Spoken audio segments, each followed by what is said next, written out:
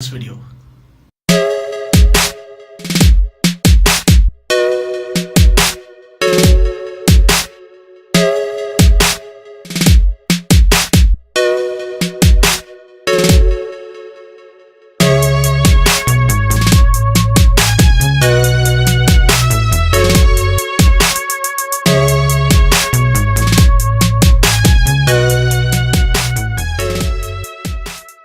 This is the Pulsar 160 NS, the red color variant. So how attractive is this color? Well, believe me, both the red as well as the blue color variants, as you can see here, are equally attractive and striking and eye-catchy. And when you can couple this gorgeous paint job with some equally scintillating and sporty looking decals, what you get is undoubtedly one of the hottest looking bikes in this segment.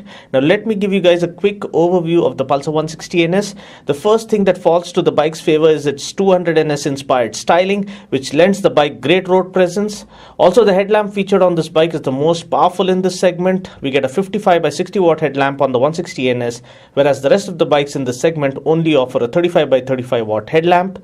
The 160 NS also offers the longest wheelbase in this segment of 1363 mm, which results in better high speed and straight line stability. The 160 NS also is the only bike to offer a perimeter frame, which offers increased torsional stiffness and rigidity, thereby lending the bike superb handling characteristics.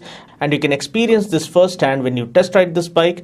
The 160 NS also is the only bike among its rivals to offer an oil-cooled engine, which prevents the engine from heating up in bumper-to-bumper traffic. The seats offer good cushioning and adequate room for the rider as well as the pillion. However, the pillion seat is positioned slightly higher due to its lifted-up tail section, which means it might not be easily accessible for ladies. Also, the 160 NS is the only bike to feature a Nitrox gas-charged rear monoshock in this segment, and this coupled with the chunky front telescopic forks offer good riding comfort in city conditions as well as good stability at higher speeds. Now this is the only bike to offer an underbelly exhaust in this segment, which comes with greater water wading capabilities and best in class ground clearance of 176 mm. The centrally mounted exhaust aids in the mass centralization concept, thereby offering the rider greater control and balance while taking sharp turns. The 160 NS also offers the trademark backlit switches, which is a hallmark of the Pulsar family, and they look gorgeous when they light up. Looking at the instrument console, we get an analog tachometer, whereas the digital readouts include the speedometer, odometer, trip meters, fuel gauge, a clock, side stand indicator, and a service reminder. Apart from this, just like all other two-wheelers for this year, this bike also features a BS4 compliant engine, which puts out lesser pollution compared to a BS3 engine. The bike also gets the AHO or automatic headlamp on feature, which means the headlamp comes on the moment you start the bike. And to know whether the AHO feature affects the battery life of your bike, please follow the link appearing on the screen currently. Talking about a few cons of the bike, now despite coming really well equipped in terms of features, the 160 NS is one of the heaviest bikes when compared to its rivals, weighing in at 142 kgs. Now there is a trade-off here you should be willing to make, because on one hand the increased weight helps the bike stay planted at higher speeds, while on the other it might result in the fuel economy of the bike taking a hit. Now compensating for the excess weight is the best-in-class power figures. The 4-stroke 4-valve 160.3cc DTSI engine puts out a max power of 15.5 PS and a max torque of 14.6 Newton meters.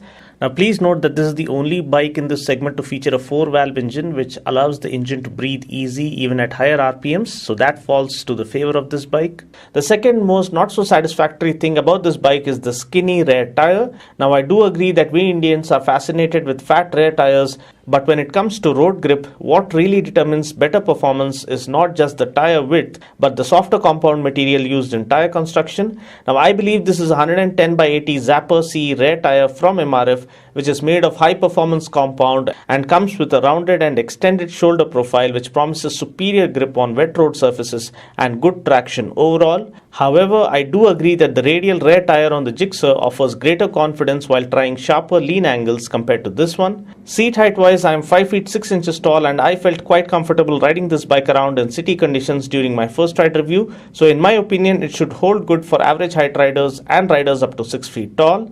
The tank capacity is 12 liters, which I believe would end up offering good tank range when you couple it with the bike's mileage figure. Mileage wise, there is no official claim as such, but I think you can expect around 45 to 50 kmpl depending on your riding style and riding conditions.